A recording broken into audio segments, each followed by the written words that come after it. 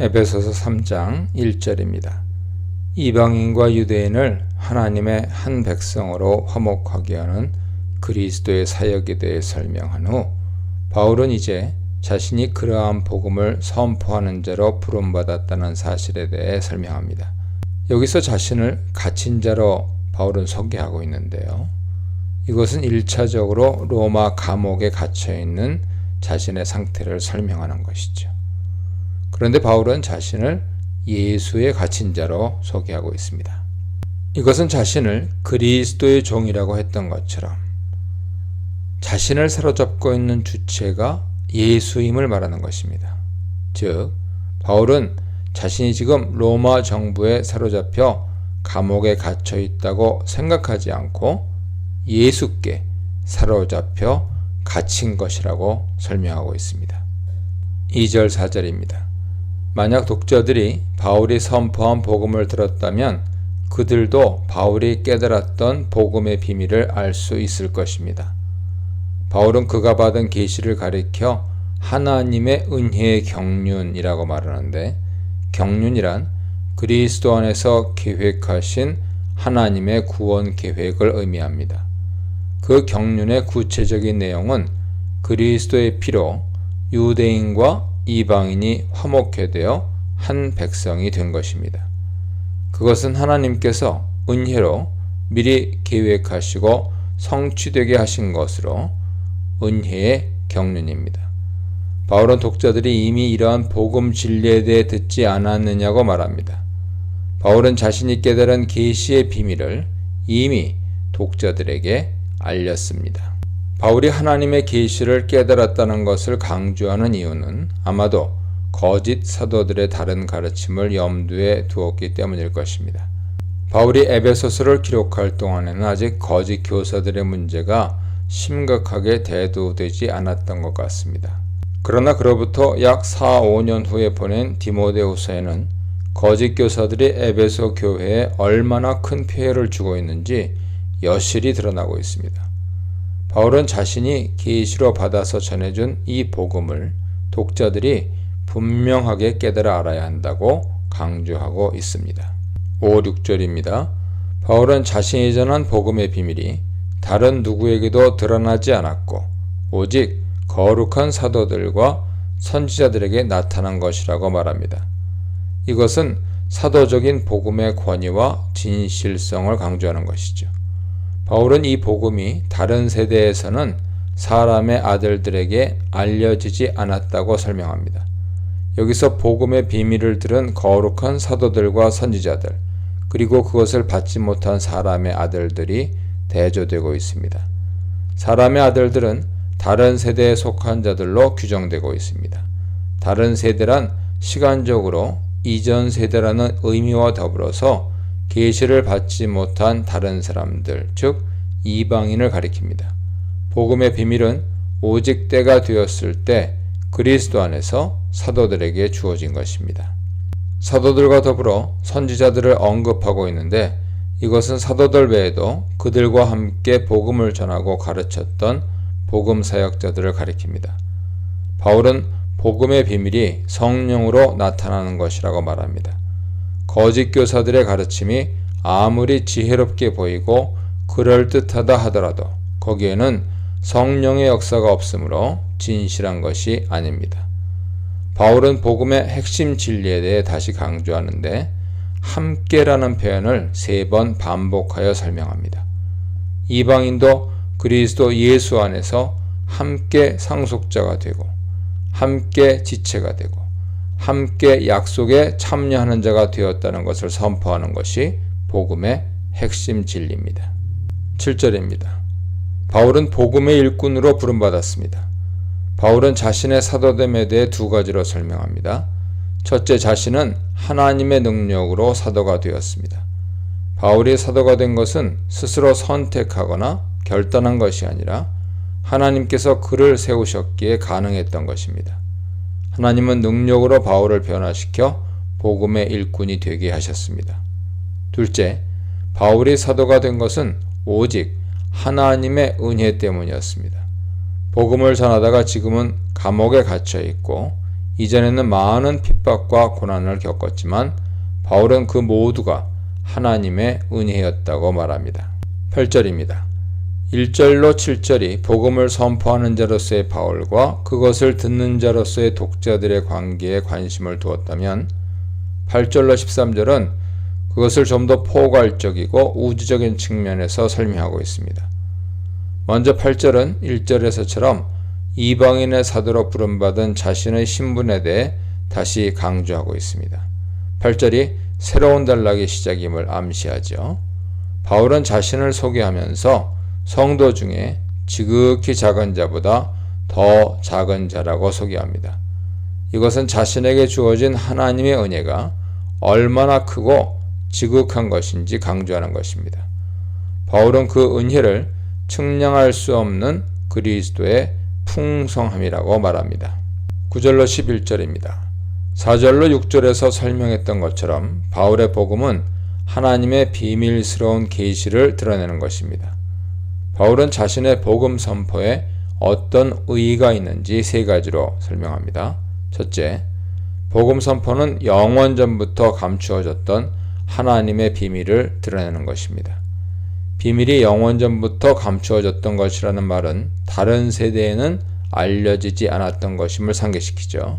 둘째, 복음 선포는 하늘에 있는 통치자들과 권세들에게 하나님의 지혜를 알리는 것입니다. 계시의 알려짐이 더 우주적인 관점으로 확대 설명되고 있습니다. 셋째, 복음 선포는 영원하신 하나님의 계획과 목적이 그리스도 안에서 성취된 것입니다.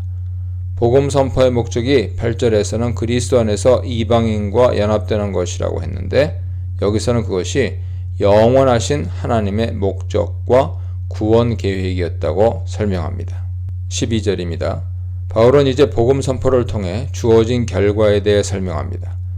그리스도의 복음 안에서 주어진 유익은 담대함과 확신으로 묘사됩니다. 우리는 그리스도 안에서 그리스도를 믿음으로 담대함과 확신 가운데 하나님께 나아갈 수 있게 되었습니다.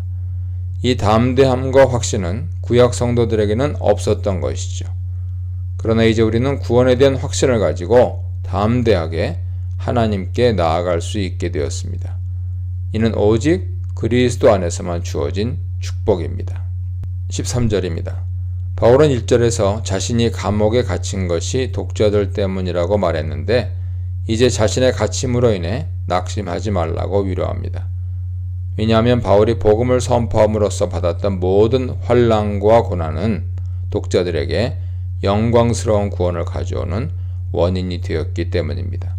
그들은 낙심할 것이 아니라 하나님의 영광을 찬송하는 자가 되어야 합니다. 죄인을 사도로 만든 은혜의 복음, 연합을 이룬 비밀의 복음, 교회를 이룬 샬롬의 복음에 대해 묵상해 보시기 바랍니다. 에베소서 3장 14, 15절입니다. 그리스도 안에서 계획하신 하나님의 구원 은혜의 풍성함에 대해 설명한 후 바울은 이제 독자들을 위한 간구의 기도를 올립니다. 하나님은 하늘과 땅에 있는 각 족속에게 이름을 주신 아버지로 묘사됩니다. 하나님을 아버지로 묘사하는 것은 익숙한 것이지만 각 족속에게 이름을 주신 분으로 묘사한 것은 다소 생소하죠. 이름을 주셨다는 것은 만물을 창조하신 하나님의 주권을 설명하는 것입니다. 하나님은 만물을 창조하실 때 각각의 사물 이름을 부르면서 그것들을 존재하게 하셨습니다. 여기서 족속, 파트리아라는 단어는 가족이란 뜻도 있는데 아버지, 파테르란 단어와 어원이 같지요. 즉 하나님은 아버지가 자식에게 이름을 주시듯 각각의 족속들에게 이름을 주신 아버지로 묘사되고 있습니다. 유대인과 이방인을 포함하여 모든 족속은 하나님 가족으로 그의 주권과 통치 아래 있습니다. 땅에 있는 족속뿐 아니라 하늘에 있는 족속에 대해서도 언급합니다. 이것은 하나님의 구속 사역을 우주적인 것으로 만물 위에 그리스도의 주권을 회복하는 것으로 묘사했던 것과 같습니다. 만물을 교회로 묘사했는데 여기서는 만물이 하나님의 가족으로 묘사되고 있습니다. 그러므로 하나님은 만물의 아버지시죠. 다윗은 지금 만물을 창조하시고 구속하시고 다스리시는 하나님 아버지께 기도하고 있습니다. 무릎을 꿇고 빈다고 말하는데 이것은 독자들을 위한 바울의 기도가 얼마나 간절한 것인지 알려줍니다. 유대 전통에서 일상적으로 기도하는 모습은 서서 기도하거나 손을 들고 기도하는 것입니다. 무릎을 꿇고 기도하는 것은 깊은 통회나 간절함을 나타내는 표현이죠. 16, 17절입니다. 16절로 19절에는 바울이 독자들을 위해 기도했던 구체적인 내용이 등장합니다. 기도의 내용은 세 가지로 나타나는데 16, 17절은 그 첫 번째 내용에 해당합니다. 바울은 독자들의 속사람이 강하게 되기를 기도합니다. 속사람이란 4장 23절에서 말한 심령과 같은 의미죠. 그리스도인은 예수의 피로 죄사함을 받고 심령이 새롭게 되어 거듭남을 입은 새 사람이 되었습니다. 그리고 새롭게 된 속사람은 계속해서 성장하고 강하게 되어야 합니다. 바울은 아울러 영적 성숙을 언급합니다. 영적 성숙은 성전이 지어져가는 건축 이미지를 빌려 설명하는데 여기서는 강하게 될 것을 위해 기도하고 있습니다. 속사람이 강하게 되는 것은 하나님의 능력으로 되는 것입니다. 하나님의 능력은 창조적인 힘을 가지고 있습니다. 하나님은 능력으로 만물을 창조하셨고 그리스도를 죽은 자들 가운데서 살리기도 하셨습니다.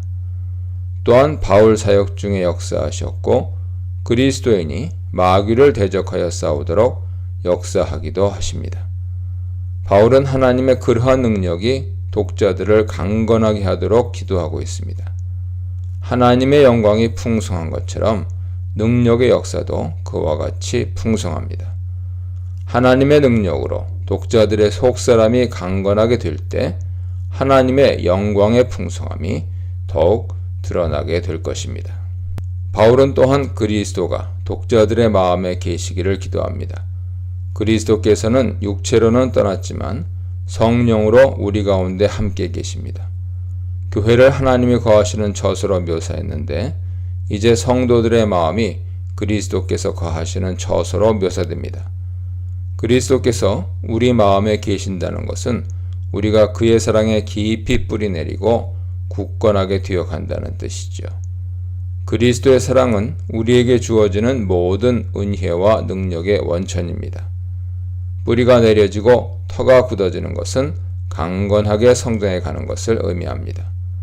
우리 속사람은 그리스도의 사랑 안에서 믿음으로 강건하게 성장해야 합니다. 18, 19절 상반절입니다.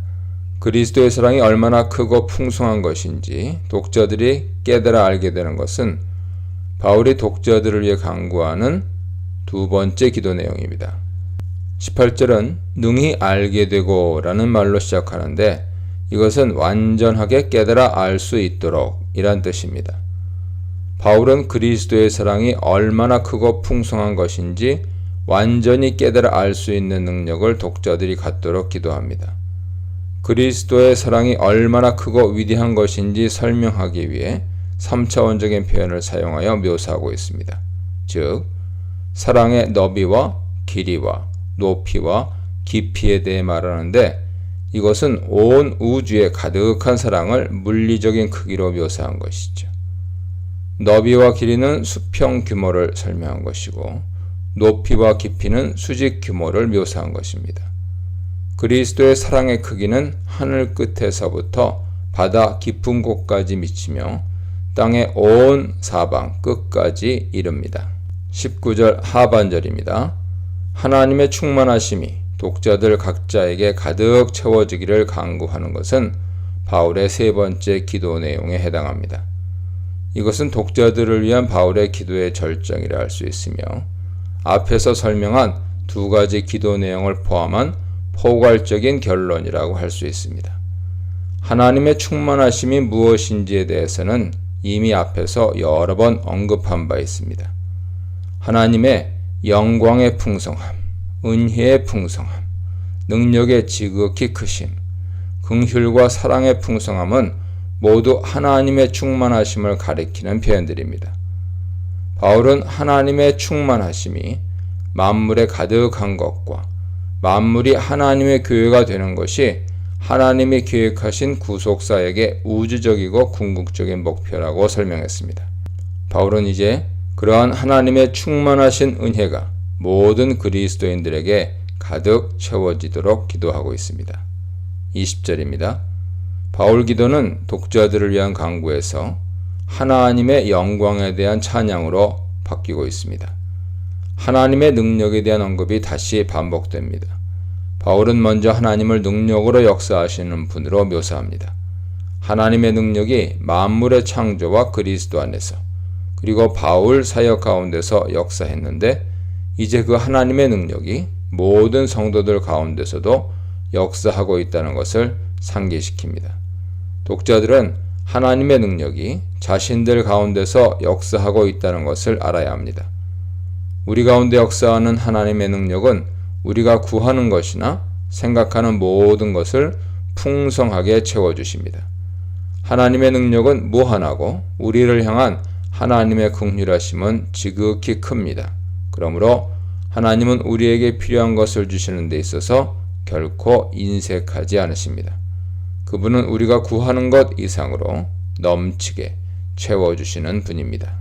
21절입니다. 하나님의 영광이 대대 영원 무궁하기를 기원하는 것으로 바울 기도는 마무리됩니다. 바울은 하나님의 영광이 특히 교회 안에서와 그리스도 안에서 영원 무궁하기를 기도하고 있습니다. 이것은 하나님의 영광이 머무는 자리가 교회의 머리인 그리스도와 그의 몸인 교회라는 사실을 강조하는 것입니다. 우리가 거룩한 성전처럼 그리스도의 사랑 가운데 뿌리를 내리고 강건하게 성장할 때 하나님의 영광은 우리 가운데 항상 있게 될 것입니다. 사랑의 사람을 창조하는 성령님의 역사, 헤아릴 수 없는 하나님의 사랑, 신앙의 푯대가 되어주신 예수님에 대해 묵상해 보시기 바랍니다.